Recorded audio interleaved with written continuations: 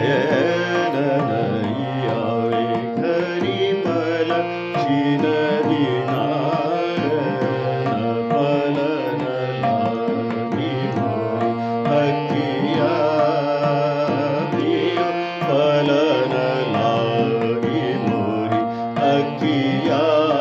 आली बिन पियो मोरा जिया घबराए आली बिन पियो मोरा जिया घबराए चैन नहीं आवे घरी पलक्षी नदी नारण पलन लागी मोरी अखिया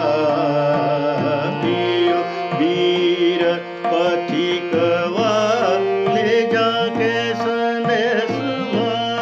वीर पथिकवा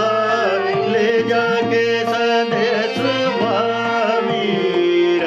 पथिकवा ले जाके संदेश